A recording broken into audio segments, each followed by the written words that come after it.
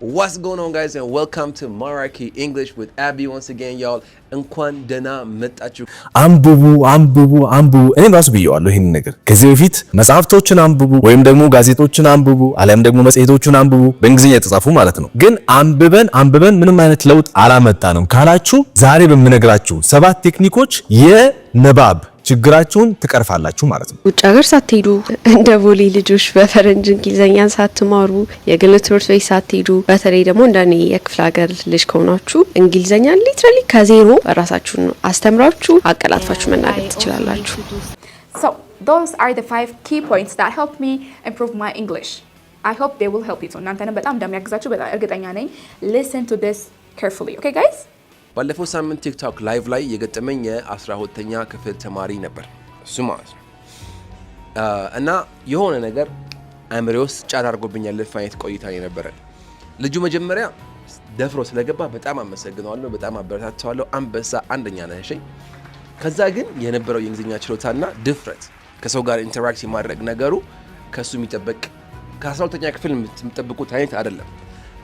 ትልቆቹ ታውቁታላችሁ አይደል? እኛ አትናገሩ ተብለን እንደዚህ እንዲህ በቃ ደበቅ ብለን ምናምን ያሳለፍነው አይደል? እና በዛ ምክንያት አሁን ላይ ራሱ ተናግረን ሰውን የማሳመን ብቃታችን፣ ሀሳባችን የመግለጽ ብቃታችን በጣም የወረደ ነው። የልጅን ቪዲዮ እኔና እንመለስ። How are you? I'm good. How are you?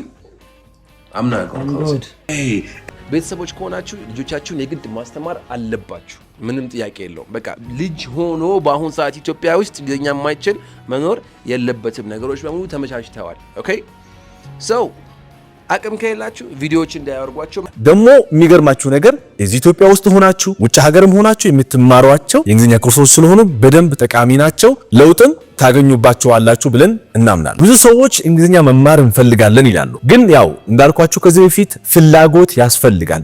መማሩ አይደለም። ፍላጎት ካለ ከዛ በኋላ ዴዲኬሽን ካለ ወይም ደግሞ ቁርጠኝነት ካለ መለወጣችሁ አይቀርም። ታዲያ የእናንተን ፍላጎት ከተሟላ እና ቁርጠኝነታችሁ ከተሟላ እኛ ያዘጋጀንላችሁ የኦንላይን ኮርሶች አሉ። ሰነፍ ነበርኩ በጣም እኔ ትዝ የሚለኝ እኔ ስፔሊንግ በጣም ስህተት ነበረብኝና ቲቸር የሚለውን ራሱ ለመጻፍ TICH ምናምን ብዬ ለምን ስፔሲፊክ ሜሞሪ እንዳለኝ አላውቅም። ብቻ ግን I was really bad ለመናገር በጣም በቃ ምጥ ነበር የሚሆንብኝ። እኔ እንግሊዘኛ የመማር ትክክለኛ ጀርኒ ጀመረ ብዬ ማስበው ወንድሜ የግል አስተማሪ ወይም ሆም ቲቸር ከቀጠራልኝ በኋላ ነው። ጋሾቅ ይባላሉ እግዚአብሔር ይስጣቸውና እሳቸው ይሄ ትምህርት ቤት እንደምንማረው ጀስት ግራመር ባናቱ መጨፍጨፍ ምናምን ጀስት በደረቁ ቮካብለሪ ሊስት መሸምደድ ምናምን ኤክሰርሳይዝ ዝም ብሎ እንትን ማለት ምናምን መጻፍ መግለጥ አይደለም። ፊክሽኖች እንግሊዘኛ ስቶሪዎችን መጻፎችን ነው ይዘው መምጣት የጀመሩትና እንግሊዘኛ ቴክስት ቡክ ገልጠን ግራመር ያጠናንበትን ኤክሰርሳይዝ የሰራንበትን ጊዜ አላስታውስም።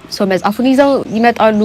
ትርጉሙን ካልተረዳውት ደግሞ በእንግሊዘኛ ነው ሪፍሬዝ የሚያደርጉት ማለት ነው። ያነበብኩት ድረስ የዛ ቀን አነብና መጽሐፉን ትተውልኝ ይሄዳሉና እኔ ደግሞ የቀረውን አነባለሁ ማለት ነው። ሲመለሱ ደግሞ በሚቀጥለው ሳምንት በራሴ ቋንቋ ለእሳቸው ናሬት አደርግላቸዋለሁ። ስፒኪንግን በጣም በቃ እያሻሻለው መጣ። መጀመሪያ ላይ በጣም ትንገራገዱና ከዛ በኋላ ግን የሚደጋገሙ ቃላቶች አሉ። ሳታስቡት ቨርብ፣ ሳብጀክት፣ ኦብጀክት ምናምን ሳትሉ ግራመሩ ራሱ ፋሚሊያር እየሆነ ይመጣል። ናቹራሊ ራሱ ልክ ነው አይደለም የሚለውን ራሱ ኢንቱዊሽናችሁ ሻርፕ እየሆነ ይመጣልና ቀስ እያለ ኢቭን ራሳችሁን ማስተካከል ትጀምራላችሁ። መጀመሪያ ላይ ብዙ ግር የሚላችሁ ነገር ይኖራል። ከዛ በኋላ ግን እንዲያያችሁትን ቃል በሌላ አረፍተ ነገር ደግሞ መልኩን ቀይሮ ሼፑን ቀይሮ ይጋ ፕሬዘንት የነበረው ING ፎርም ሆኖ ምናምን ይመጣል። ድጋሚ ስትሰሙት ይሄ ነገር እያላችሁ የት ራሱ እንደሰማችሁ ማታውቁትን እያስታወሳችሁ ትሄዳላችሁ ማለት ነው። ብቻ የቋንቋው ፓተርን እየገባችሁ ይመጣል። በአንዴው ተነስታችሁ እንግሊዘኛ እችላለሁ ብላችሁ ራሳችሁን አታጨናንቁ፣ ራሳችሁን እንትን አትበሉት። So like believe it is a process. That is the key here. The first key is process ነው። የትኛውንም ነገር ስንማር ፕሮሰስ ነው። ስፔሻሊ ደግሞ ላንጉዌጅ ሲሆን ላይክ ኢቭን ኔቲቮች ሁላ የራሳቸውን ላንጉዌጅ ሙሉ በሙሉ ላይክ እርግጠኛ ሆኖ 100% እንችላለን አይባልም። ላይክ እንዴት ነው? አሁን ለምሳሌ እኔ ኔቲቭሊ ኦሮምኛ እናቀራለሁ፣ ግን እኔ ማላቃቸው ብዙ የኦሮምኛ ቃላቶች አሉ፣ ብዙ የኦሮምኛ ኤክስፕሬሽኖች አሉ። ግን ኦሮምኛ ማውራት መግባባት እችላለሁ፣ በኦሮምኛ እችላለሁ። ገባችኋ? የሆነ ላይክ ኦሮምኛ የማይችል ሰው ኦሮምኛን ተምሮ እኔን ከበየበለጠ ኦሮምኛ ሊያወራ ይችላል። through time ማለት ነው። ኤክስፖዠርም ይወስናል። so like give yourself a time. that is the key here. ከዛ ለራሳችሁ ጊዜን ሰጣችሁ believing that it is a process ካላችሁ ፕሮሰስ ደግሞ በጣም ረጅም ጊዜ የሚፈጅ ነገር አይደል?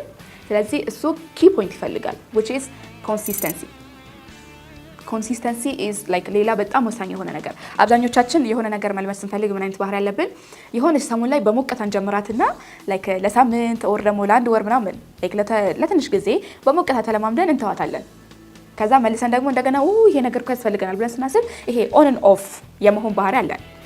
that is a very wrong thing to do. So like realistic time ለራሳችሁ ስጡ ስላችሁ በዚህ ምክንያት ነው። So thank you for being with me. This is Unique English Basics 2. So ከኛ ጋር እንግሊዘኛችሁን ደግሞ to another level መውሰድ ከፈለጋችሁ በአካልም ሆነ በኦንላይን መማር ትችላላችሁ።